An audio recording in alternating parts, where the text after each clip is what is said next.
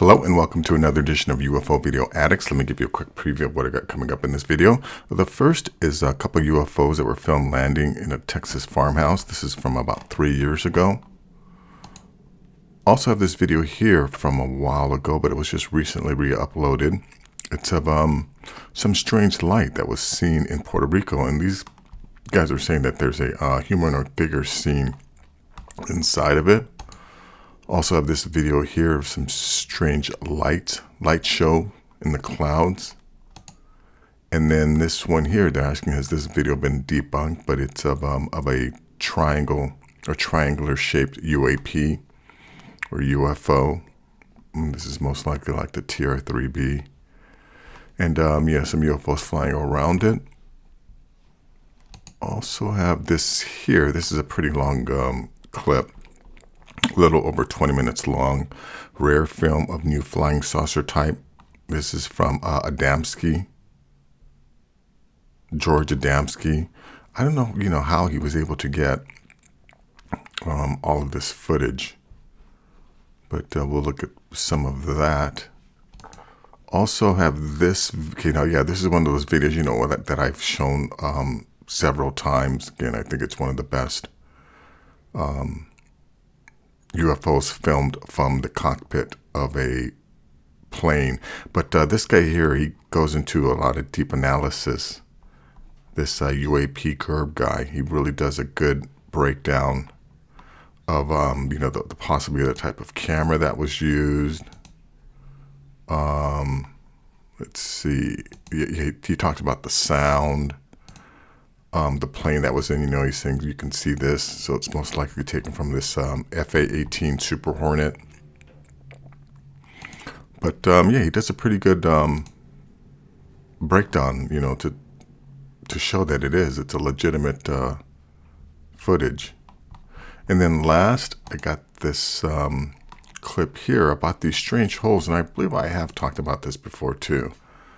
Yeah, this is from a year ago, of these holes that were found on the bottom of the ocean floor. You can see they're similarly shaped, equal distance. But in this clip here, it's a little over 8 minutes long, but this is from a year ago, but they get into the idea that there are entities or civilizations in our oceans and that they've been there for a very long time. Again, which is what my message basically is. But anyways, if you appreciate the time and effort that I put into bringing this information to you, please give this video a thumbs up. Please share this video, and more importantly, please subscribe. It really helps me out with the algorithms. But anyways, let's get into this. Now, let me just play this. But they also get into sort of analyzing this thing too, because they'll take us, you can see this is shot at nighttime, but then they go in the daytime and they superimpose the night shots against the daytime shots, because nighttime you can see outline of bushes and stuff like that, so they're able to match that up. But anyways, check this out.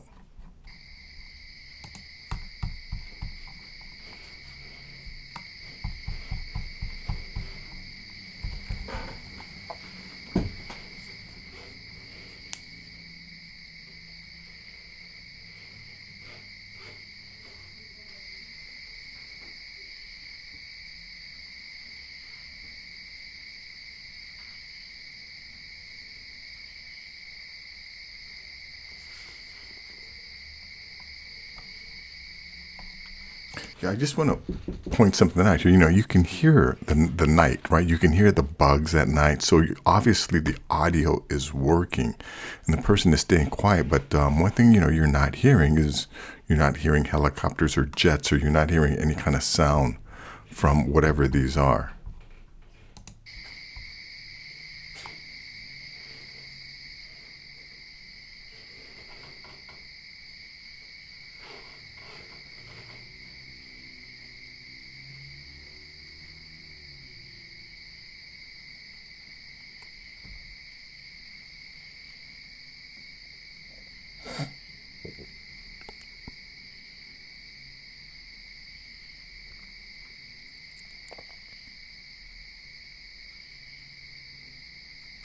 Yeah, so these look like they appear to be falling below the tree line.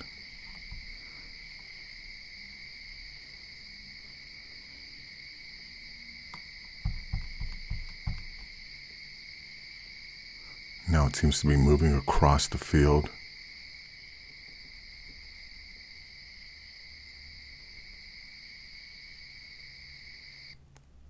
Okay, yeah, so now this is where, they superimpose the nighttime shots against the daytime shots, so they show you exactly where this took place.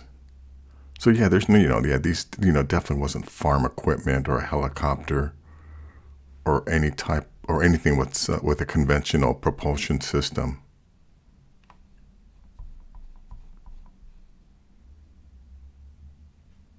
Right, definitely not farm equipment. Anyways, they just go over that a few more times, play it back a few times.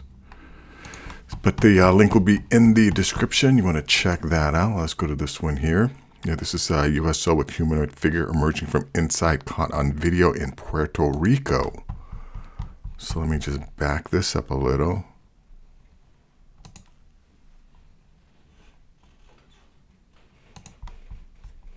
Fishermen were when they spotted this anomalous object in the ocean. Mira, prendí y apagó.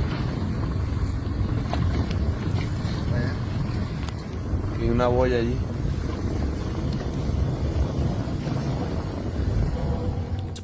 Yeah, now if this was, someone like a diver with a searchlight or a spotlight, this is just way too much.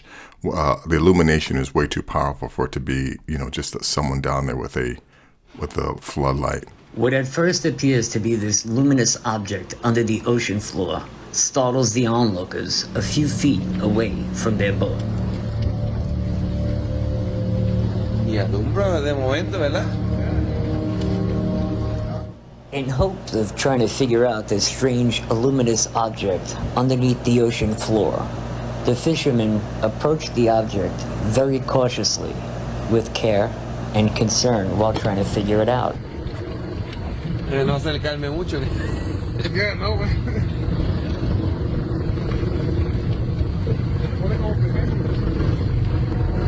Wow, mira eso. Yeah, I don't know if I'd be willing to get that close to that thing, in a boat. But these guys got balls.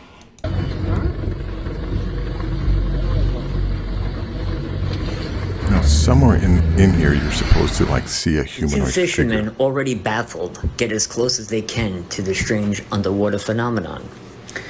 They're looking at it and they're extremely confused because they're noticing some strange anomalies under the ocean. The two fishermen are completely baffled, but check this out. Mira, empezó en el puente y está en la boya, era la boya. El puente está a mano izquierda, Mira eso. Mira eso. ¿Hay algo ahí? Mira algo ahí. Yeah, so now, did you see that? Did that look like a humanoid figure? Let me back that up a little bit. Yeah, right here. Watch this. A mano izquierda. Mira eso. Look at that. Mira eso. Or is ¿Hay that algo ahí? something else? Mira algo ahí. Míralo. Yo no sé qué carajo es eso. Dale para atrás. Si no quieres saber. Dale. I don't know, so that's into that. Anyways, link will be in the description. You want to check that out. Yeah, this one is not the most exciting, but it does show something strange going on in the clouds. They're showing us the ship. Look, can you see the ship? Look, I've got it on the fucking thing. The thing can see the ship. Look. Oh my god, they got get us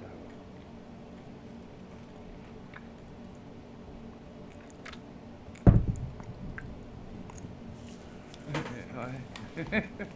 We good people. Nice to meet you. Look, nice to meet you. Look, you see the ship? That's the ship. Look, oh my god. I can see it in the fucking thing. He's gonna show off for us. Gonna split up. He's waiting for me to get the camera right. There we go. Oh my god, that's the one. I've got the camera now going. Come back a little bit, just a little bit.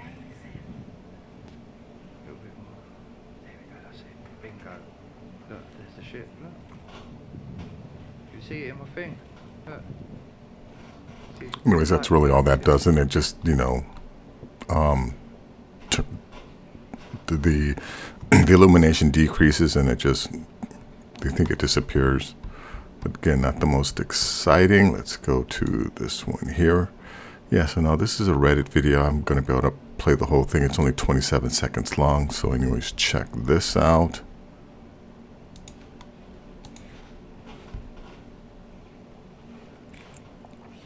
Watch this light. I think this light takes off, shoots up. Right when it gets above it. Yeah, look at that. Let me play that back. Watch that again.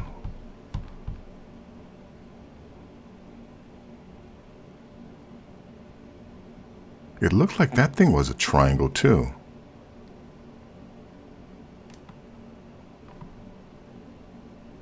Wait a minute, let me play that back for a sec.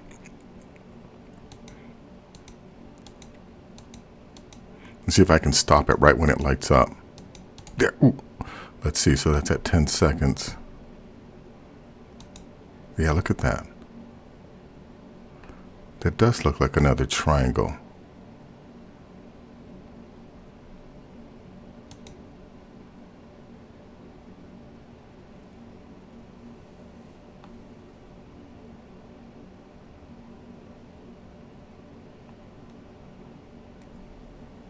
Yeah, you know, I think some of these are U.S. military, and then others are our advanced neighbors. Anyways, that's that. Let's go to this one here. Yeah, now this is a long film about this guy, Adamski. There's a dude giving a lecture about him. But Adamski was this guy back in, I think, the late 50s and 60s. Yeah, that for whatever reason, he had access to a lot of UFO information back then. But let me see if I can just stop. Yeah, so now let's see. Yeah, this is the guy here, Adamski. But let me see if I can go right to where they have some of the footage. Ladder property. This craft is at regular speed moving by that house behind the power lines. It's a saucer-shaped craft with most of the propulsion system turned down low. Here is its half speed to give you a better idea of the view of this, the maneuverability. I had one astronaut on a MUFON lecture a couple of months ago in Orange County asked me a question, a shuttle pilot, why do they move what we call erratically? And I mentioned to him the fact that aerodynamics doesn't apply to them the same way. This is a picture of a newer type of craft.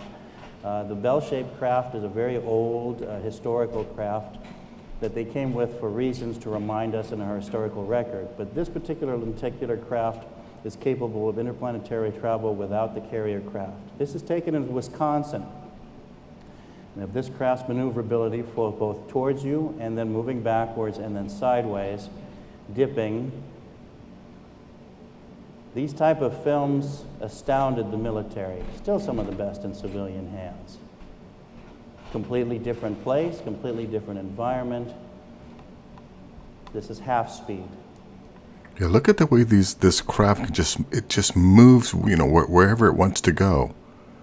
It doesn't have to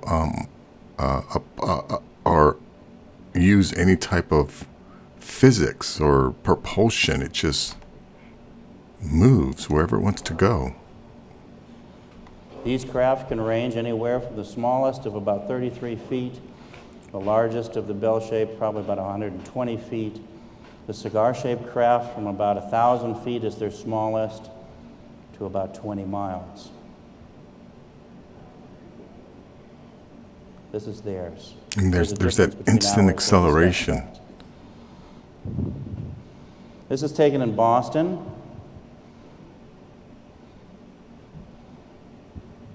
This is a smaller, what you call registering disc, or what George referred to as a registering disc. You know, this here doesn't look real. Very this much footage, like we have ROVs that we use in submersibles. that first footage looked kind of authentic, but this just, I don't know. The registering disc is there to collect information. Anyways, that's that. Link will be in the description. You want to check out that.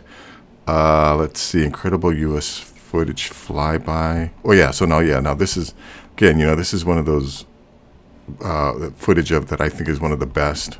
Right, I know I've played this several times, but this guy here, he does a real good breakdown analysis of this footage. Is a recording of a screen, meaning someone recorded the original footage playing on a computer screen, so this is a second generation recording. If we look closely, we can see the reflection of equipment. One possibility is the reflection of the camera utilized to record the camera screen. More likely, however, these are reflections of possible objects within the... But anyways, yeah, this guy has a breakdown, I think, even in here. Oh, yeah, here.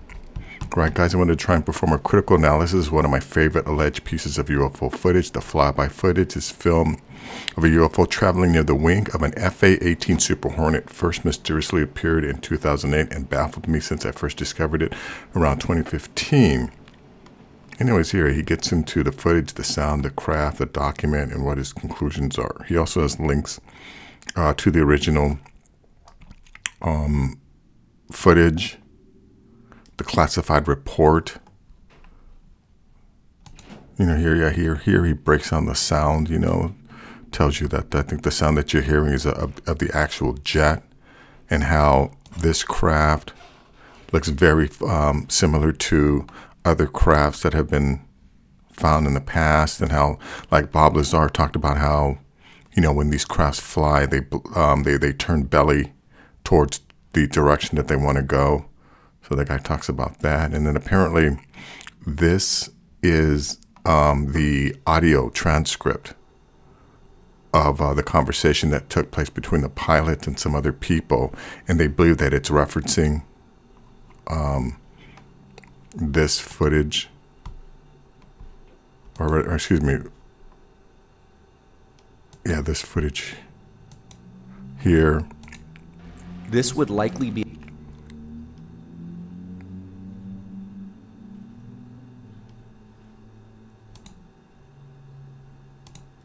Yeah, so here's the document, that he also talks about behavioral data analysis. Data from secondary reference report indicates a significant commonality in stimulus response and lead to generalized conclusion of the nature of UASP cognitive processing. Yeah, something else. I think they also think that some of these things were some type of organism.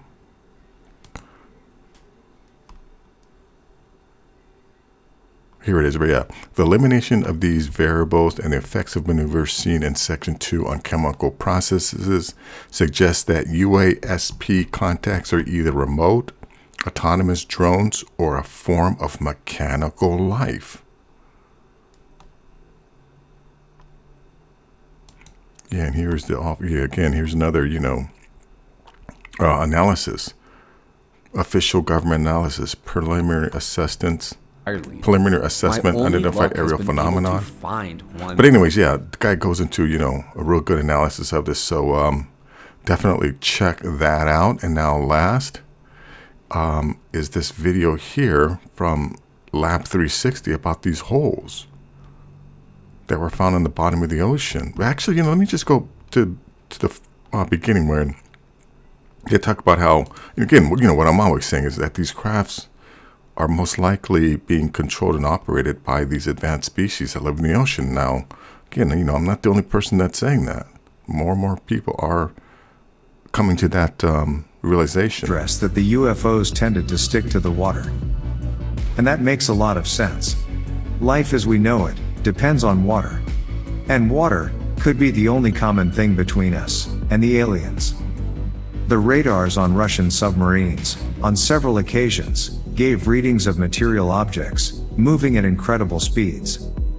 Calculations showed speeds of about 230 knots, or 400 kilometers per hour. I don't want to play too much of this.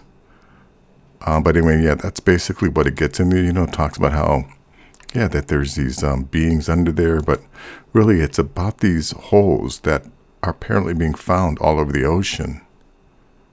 And they're equal distance apart, same shape. Nothing seems to be falling into them, and there's just speculation of, what it could be. I think it's maybe the path of some type of maybe underground pathway, and maybe these are just some type of exhaust holes or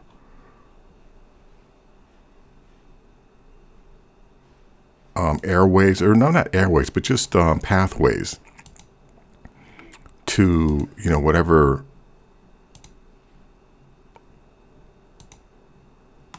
whatever path or tunnel that may be under there. Oh yeah, and also here they talk about how, on all of these other planets, especially Enceladus and Europa here, how these icy moons are hiding oceans under the layer of ice. And they believe that, and on a lot of these planets, that's where the life most likely exists, not on the surface of the planet, but either in the interior or in the water, because the environment is much more stable as opposed to, on the surface of the planet where you're subject to, any type of cataclysms. But anyways, that's that's what that's all about. Link to that will also be in the description. But thank you very much for making it till the end. If you appreciate the time and effort that I put into bringing this information to you, please give this video a thumbs up. Please share this video, and more importantly, please subscribe. I'll have more soon. Until next time, take care.